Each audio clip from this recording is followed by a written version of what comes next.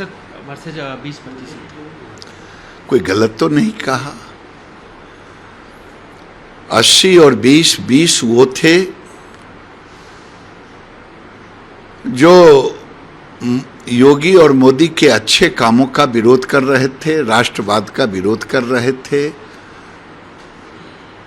और 80 ने योगी को बिठाने का काम किया।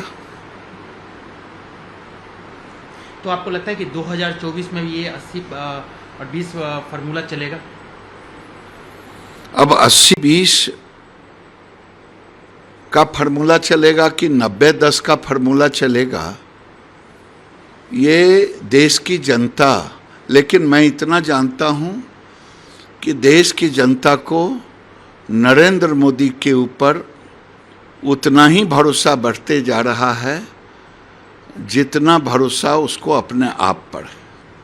दादा, हम देखिए आहत देखिए आपको बिहार में भी जिस तरीके से आपके ही कंस्टिट्यूंसी में कहा जाए जो भी हुआ, आप बहुत आहत थे उसको लेकर। इसके बाद देखा गया कि आपका ही पुतला आपके ही गठबंधन के लोग जला रहे थे।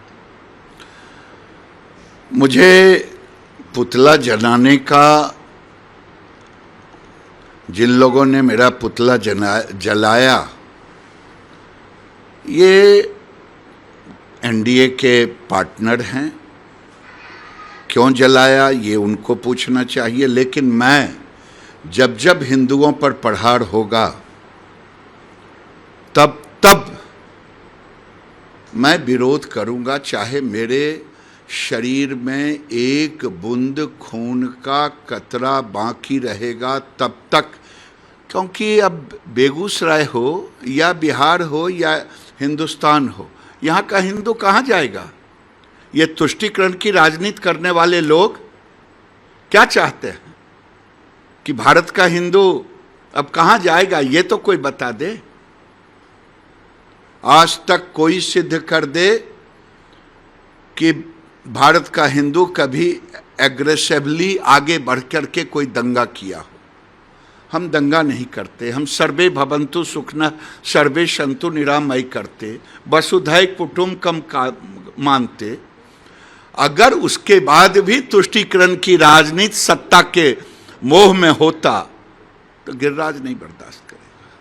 पहले आप कहते थे कि बंगाल में कि जिस तरीके से हिंदुओं पर अत्याचार हो रहा है, यूपी में हो रहा है, लेकिन जो बेगूसराय में दिखा या जो आपने कहा, तो क्या ये बिहार में भी अब हिंदुओं पर अत्याचार शुरू हो गया है? शुरू तो हुआ, उस जिले में हुआ जिस जिले को हिंदू बाहुल कहा जाता है। मैंने तो कुछ नहीं कहा, मैं तो केवल यही कहा कि दूध का दूध, पानी का पानी होना चाहिए, तुष्टीकरण नहीं होना चाहिए, लीपापोती नहीं होनी चाहिए। मैं आज भी वही कह रहा हूँ। उत्तराखंड में जो आप लोगों ने मैनिफेस्टो में कहा था कि यूनिफॉर्म सिविल कोड को लागू करेंगे, सरकार बनने वाली है, वो उस पर काम कर रही है, क्या आपको लगता है कि अब देश में जरूरत है, हर राज्य में ये जरूरत है? बिल्कुल जरूरत है। देश में एक देश एक कानून। एक तो धन्य नरेंद्र मोदी जिसने एक देश को एक कानून के दर्जे में तो ले आया। कश्मीर से लेके कन्याकुमारी तक अब भारत का कोई भी नागरिक कहीं भी जाके बच सकता है, लेकिन अभी भी कॉमन सिविल कोड की आवश्यकता मुख्य रूप से है, जिसके अब मैं धन्यवाद देता हूं उत्तराखंड के धामी जी मुख्यमंत्री को, उन्होंने इसकी शुरुआत कर दी है। एक अंतिम सवाल दादा कि क्या पूरे देश में जनसंख्या नियंत्रण की बात आप करते आ रहे हैं, तो क्या अब समय आ गया है कि अब 2024 में चुनाव भी है? चुनाव से इसका कोई लेना देना नहीं है मित्र। मेरा आप लोगों से हाथ जोड़ करके प्रार्थना है, ये देश के लिए जरूरत है। पूरे दुनिया का केवल 2.4% जमीन है, 4% से भी कम पानी है, और प्रति वर्ष 3.5% पानी का स्तर नीचे गिर रहा है।